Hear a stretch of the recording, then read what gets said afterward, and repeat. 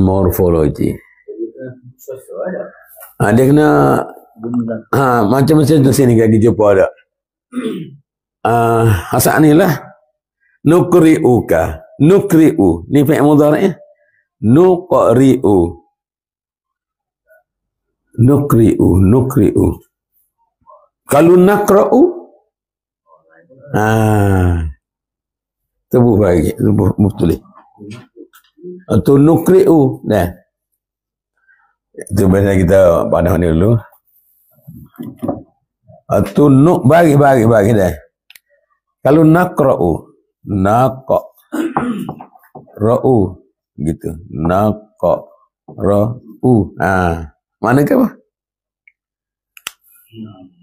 Morfologi bagi mana? Beza mana?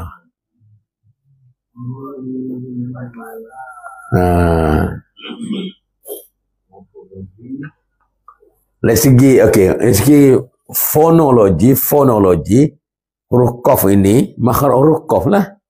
Naqa. Ni pun nuqa. Dari segi fonologi.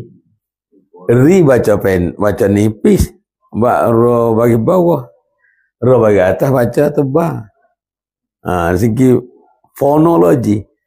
Tapi pergi pada makna nuqri'u nakra'u, dia dua-dua ni makna dia apa ni, apa panggil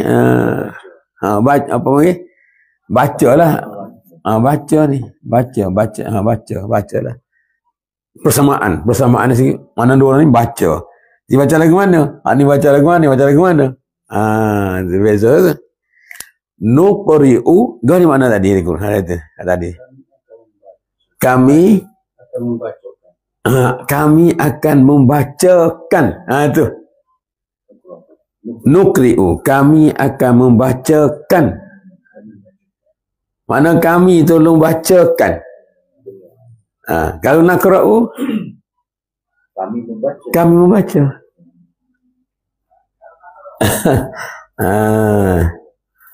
Ada mabuk lobby ke tu? Nukri'u nakra'u. Kami bacakan untuk kamu. Kamu baca ke tak?